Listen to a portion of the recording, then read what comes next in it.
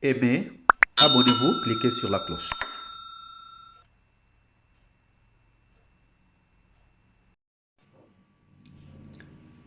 Bonjour, bonsoir, cela dépend de l'heure à laquelle vous nous suivez. Cela dépend de l'endroit où vous vous trouvez. Ou encore, cela dépend de l'heure que vous avez choisie pour nous suivre. Nous souhaitons la bienvenue à tous ceux qui nous découvrent pour la première fois. Nous rappelons que sur notre chaîne, nos analyses ne sont pas paroles d'évangile, mais elles sont soumises au choc des idées, car du choc des idées jaillit la lumière. Voilà pourquoi nous respectons les avis ou analyses contraires aux nôtres. Et si vous avez des avis contraires, nous vous prions de bien vouloir vous sentir à l'aise, tout en étant courtois envers nous qui vous accordons notre espace pour vous exprimer librement, sans contrainte aucune. Chers amis, depuis 2 semaines, nous sommes privés du déroulement du procès du 28 septembre 2009 qui se tient à Conakry en Guinée suite à la déclaration du huis clos pour entendre les victimes qui n'ont pas souhaité être entendues en public.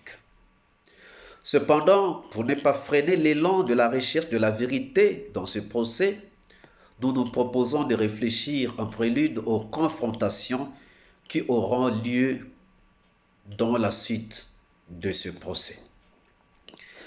Qui est vraiment responsable des massacres du 28 septembre 2009? Dans cette vidéo, nous allons nous poser quelques questions et tenterons de faire quelques analyses. Oui, il est bien clair que les massacres du 28 septembre ont été perpétrés par des militaires, les gendarmes et des milices privées. Réfléchissons un peu sur la garde présidentielle qui serait partie au stade perpétrer ces massacres.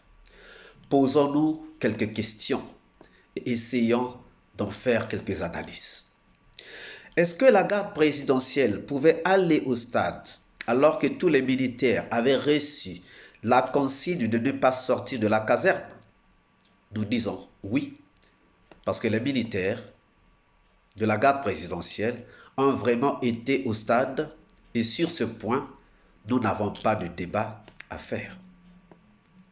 Maintenant, les militaires de la garde présidentielle pouvaient-ils se rendre au stade dans ces conditions et laisser le président Dadis seul au camp pendant cette période de trouble et sachant qu'il y avait des gens dans l'armée qui étaient militairement forts, militairement plus forts que Dadis et qui pouvaient renverser le pouvoir de Dadis Camara?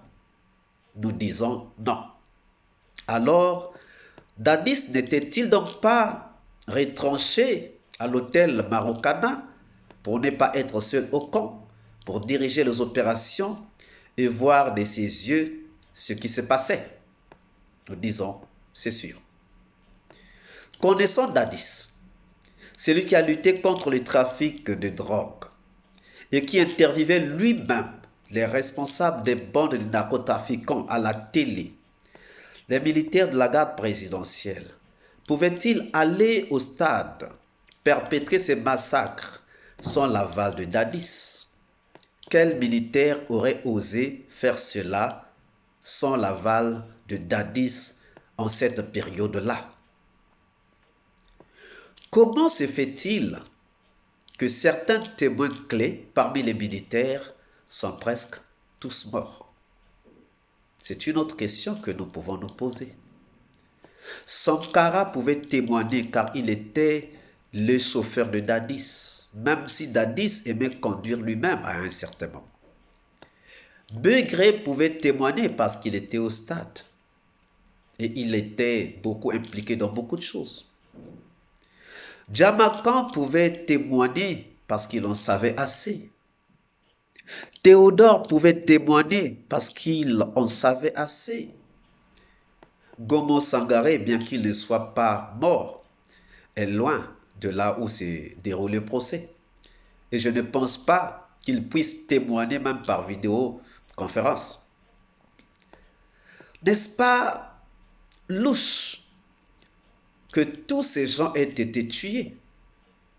Ils ont été tués sûrement pour effacer les traces et étouffer la vérité, car sinon, ils les auraient gardés en vie en prison pour un procès, afin qu'ils nous disent ce qu'ils en savaient. Maintenant, posons-nous la question. Posons-nous une question simple. Qui avait intérêt à les tuer? Qui avait intérêt à tuer les Bégré, les Sankara, les Djamankans? Qui avait intérêt? En tout cas, nous pensons que ceux qui ont tué ces gens sont impliqués dans les événements du 28 septembre 2009. Qui donc les a tués?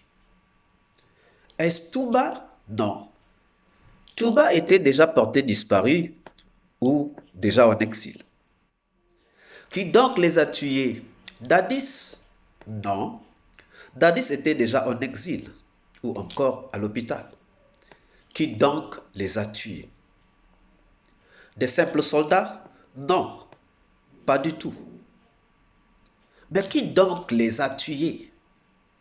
Qui donc a voulu effacer les traces? Pour avoir cette réponse, il suffit de regarder les hommes forts de ce temps-là. Je peux citer le général Baldé, le colonel Pivi, le colonel Goumou, sous les ordres de Tchekboro, le colonel Bienvenu Lama. À qui donc profitait l'effacement des traces? Ces gens qui ont effacé les traces, ayant été sous les ordres de Dadis, et ils continuent d'être sous les ordres de Dadis aujourd'hui, l'avaient-ils fait pour eux-mêmes? L'avaient-ils fait pour eux-mêmes? Pivi, Tchekboro, Konaté, Baldé, Lama, Goumou ne pouvaient pas faire cela sans ordre de Dadis. Car en ce moment-là, le Dadis chaud faisait peur. Ceux qui l'ont fait ont bel et bien agi en obéissant aux ordres de Dadis, qui avait déjà annoncé envoyer les troupes pour empêcher la manifestation au lieu de l'encadrer. En tout cas, nous allons continuer à creuser, et faire sortir la vérité de sa tanière. Parce que la vérité doit se savoir. La vérité doit se savoir. Alors, chers amis, ne pensez-vous pas que ceux qui ont éliminé les témoins étaient impliqués dans les massacres du 28 septembre 2009? Et puisque ces gens-là ont travaillé sous les ordres de Dadis et continuent de faire allégeance à Dadis, est-ce que ces gens n'ont pas travaillé pour Dadis? Est-ce que ces gens n'ont pas travaillé pour Dadis? Que pensez-vous de cette analyse? Veuillez mettre vos réponses dans les commentaires. Si vous avez aimé la vidéo, veuillez liker, partager dans vos groupes et pages et nous laisser vos commentaires. Si vous êtes nouveau, veuillez vous abonner et cliquer sur la cloche de notification afin de ne pas rater nos prochaines publications.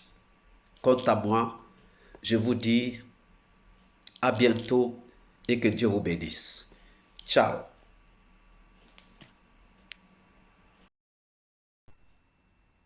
Aimez, abonnez-vous, cliquez sur la cloche.